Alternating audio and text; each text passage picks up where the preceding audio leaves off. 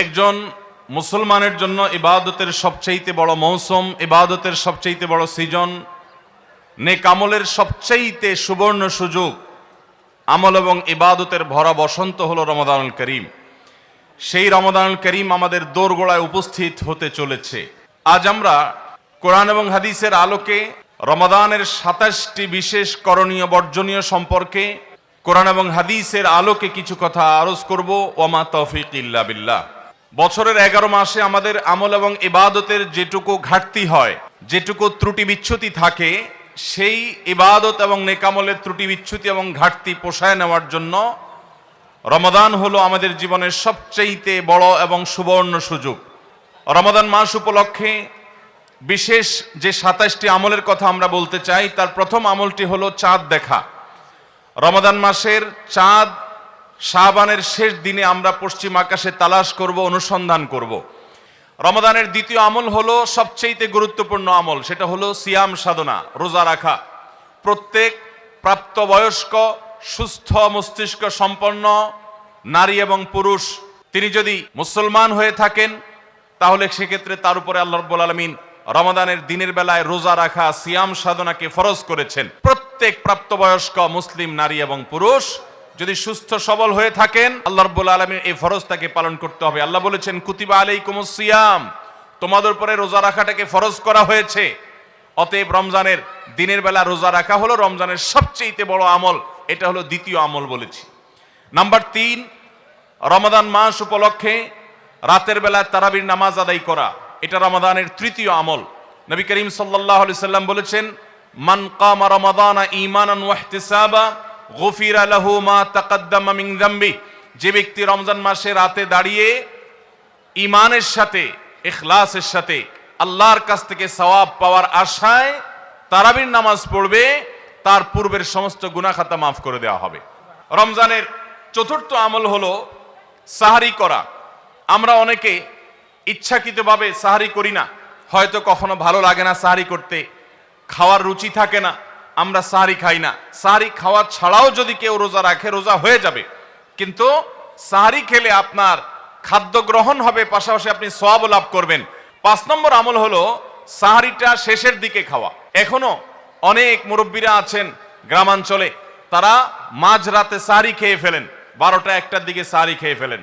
সাহারি খাওয়ার জন্য সবচেয়ে উত্তম সময় হলো রাতের শেষ প্রহরের একেবারে শেষের দিকে। 6 নম্বর আমল হলো রমজান উপলক্ষে ইফতার করা। ইফতার মানে নাস্তা খাওয়া। সারা বছর আমরা দিনের বেলায় শুরুতে নাস্তা খাই, কিন্তু এর কারণে কোনো সওয়াব আমাদের আমল নামায় লেখা হবে এমন কোনো কথা বলা হয় নাই। কিন্তু রমজান মাসের সন্ধ্যা যখন আপনি ইফতার খাবেন, এই ইফতার খাওয়ার মাধ্যমে আপনি একটা সুন্নাহর উপর আমল করলেন, এটার কারণে আপনার আমল নামাতে একটা সওয়াব লেখা হবে। সওয়াবের আশা যদি আপনার থাকে, ইফতারের নিয়ত যদি আপনার থাকে, তাহলে এর মাধ্যমে আপনি সওয়াব লাভ করবেন। 7 নম্বর আমল হলো ইফতারটা তাড়াতাড়ি করা, ইফতার বিলম্বে না করা। আমরা অনেকে আছি ইফতার অনেক বেশি দেরি করি। আমরা মনে করি যত দেরি করে ইফতার করা যায় ততই বোধহয় রোজাটা নিশ্চিতভাবে শুদ্ধ হয়, সঠিক হয়। এটা ভুল ধারণা। নবী করিম সাল্লাল্লাহু আলাইহি সাল্লাম বলেছেন, যতদিন পর্যন্ত এই উম্মত মুসলমান জাতি ইফতার দ্রুততার সাথে করবে, অর্থাৎ ওয়াক্ত হওয়ার পর আর বিলম্ব করবে না, ততদিন পর্যন্ত তারা কল্যাণের মধ্যে থাকবে। 8 নম্বর রমজানের আমল হলো ইফতারের দোয়া পড়া। ইফতারের দোয়াটা আমরা অনেকে জানিও না, আবার অনেকে জানলেও সেটা কখন পড়তে হয় সেটা জানি না। ইফতারের শুরুতে বিসমিল্লাহ বলে ইফতার শুরু করতে হবে, ইফতার করা শেষ, এরপরে দোয়া পড়তে হবে। আমরা অনেকে ইফতারের আগে দোয়া পড়ি, এই দোয়াটা ইফতার দোয়াটা পড়তে হয় ইফতারের পরে। দোয়াটা হলো যাহাবাজ জামা ওয়াবতাল্লাতিল উরুক ওয়া সাবাতাল আজরু ইনশাআল্লাহ, এটা হলো দোয়া। 9 নম্বরের আমল হলো ইফতার এবং সাহারি উভয়টাতে খেজুর খাওয়া, এটা সুন্নাহ। খেজুরের মধ্যে প্রচুর খাদ্য শক্তি আছে। আমরা রমজান মাসে যে রোজা রাখি, সারাদিন পানাহার বর্জন করে থাকি, আমরা যদি সাহারিতে খেজুর খাই, আমাদের শরীরে প্রচুর পরিমাণ খাদ্য শক্তি থাকবে। 10 নম্বর রমজানের আমল হলো দিনভর বেশি বেশি দোয়া করতে থাকা।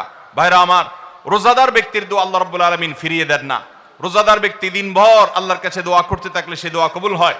নবী করিম সাল্লাল্লাহু আলাইহি সাল্লাম বলেছেন যে কয়েক ব্যক্তির দোয়া ফেরত দেওয়া হয় না, এর ভিতরে একজন হলেন আস-সাইমু হাত্তা ইফতির।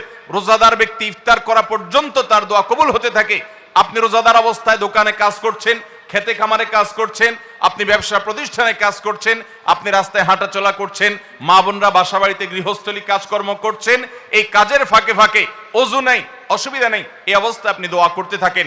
রোজাদার অবস্থায় দোয়া কবুল হয়। সারাদিন আপনি মনে মনে আপনার চাওয়াগুলো আল্লাহর কাছে নিবেদন করেন, আল্লাহর সাথে আপনি কথা বলতে থাকেন, কারণ দোয়া কবুলের একটা মোক্ষম সময় হলো রমজান মাসে এই রোজা অবস্থায়। 11 নম্বর রমজানের বিশেষ আমল হলো সকল প্রকার পাপাচার বর্জন করা, কারণ রমজানের রোজার উদ্দেশ্যই হলো আমরা যেন পাপাচার বর্জন করতে পারি।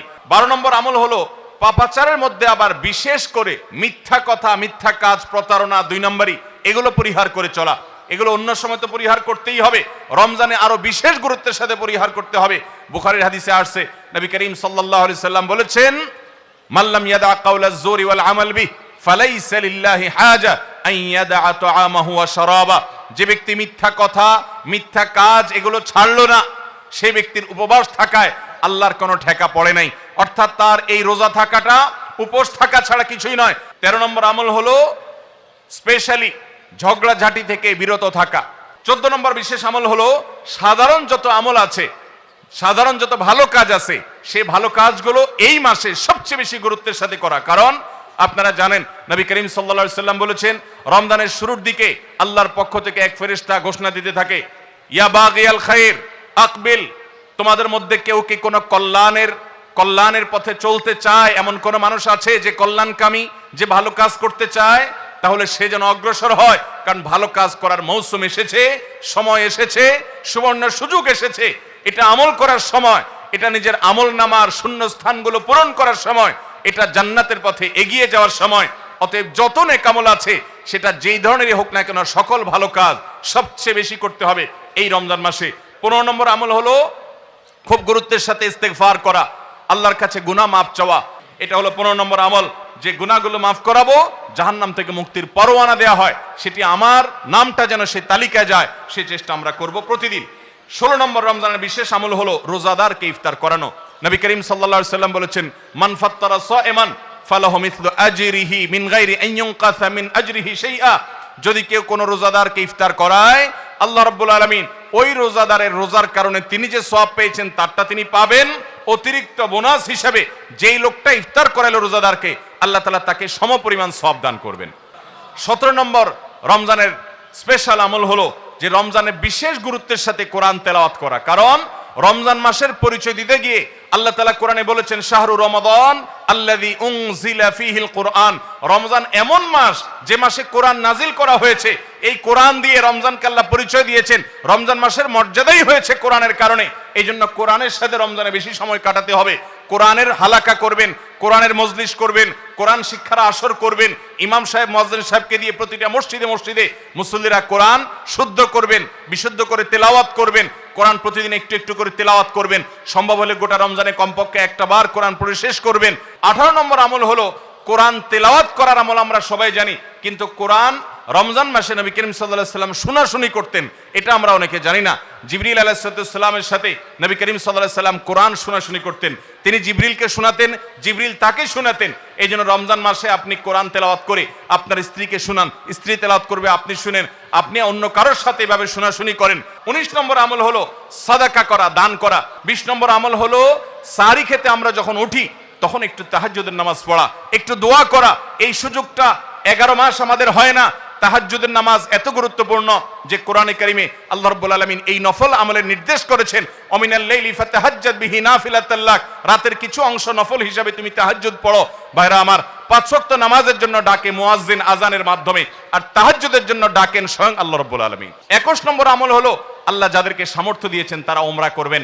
রমজানে উমরার ফজিলত হলো, নবী করিম সাল্লাল্লাহু আলাইহি সাল্লাম বলেছেন, উমরাতুন ফি রমাদান তাআদিলু হাজ্জা। রমজানের একটা উমরা একটা হজের সমতুল্য। 22 নম্বর আমল হলো রমজানে দিনের বেলা রোজা রেখে বেশি বেশি মেসওয়াক করবেন। আমরা অনেকে এটা জানি না যে রোজা রেখে মেসওয়াক করা যায়। আমরা বরং অনেকে মেসওয়াক করি না যে রোজা দুর্বল হয় কিনা। অথচ আম্মাজান আয়েশা রাদিয়াল্লাহু তাআলা আনহা বলেছেন যে আমি নবী করিম সাল্লাল্লাহু আলাইহি সাল্লামকে রমজান মাসে রোজা রেখে এত বেশি পরিমাণে মেসওয়াক করতে দেখেছি যে গুণে শেষ করা যাবে না। এই জন্য রমজান মাসে আপনার পকেটে মেসওয়াক থাকতে হবে। 23 নম্বর আমল হলো রমজানের শেষ 10টা দিন ইতিকাফে বসে যাওয়া। যাদের তৌফিক আছে মসজিদে ইতিকাফে বসে যাবেন। 24 নম্বর আমল হলো রমজানের শেষ দশকে বেশি বেশি ইবাদত করার চেষ্টা করা। বুখারী শরীফে আসছে নবী করিম সাল্লাল্লাহু আলাইহি সাল্লাম সম্পর্কে আম্মা জান আয়েশা বলেছেন, ইদা দাখালাল আশর, রমজানের শেষ 10 দিন যখন শুরু হতো তখন নবী সাল্লাল্লাহু আলাইহি সাল্লাম কি করতেন? আইকাজ আহইয়া লাইলা, সারা রাত আর ঘুমাতেন না। শেষ 10 দিন সারা রাত ঘুমাতেন না। ওয়াসাদ্দা মিযজারা, কোমর বেঁধে নিতেন। ওয়াইকাযা আহলা, এবং তার পরিবারকে তিনি জাগিয়ে তুলতেন। আরেক হাদিসে আসছে নবী সাল্লাল্লাহু আলাইহি সাল্লাম বলেছেন, কারণ নবী সাল্লাল্লাহু আলাইহি ওয়াসাল্লাম ইযা দাখালাল আশর ইয়াজতাহিদু ফীহি মা লা ইয়াজতাহিদু ফী গায়রি, নবীজির জীবনে কখনো ইবাদতের জন্য এত চেষ্টা করতেন না যত চেষ্টা করতেন রমজানের শেষ দশকে ইবাদতের জন্য।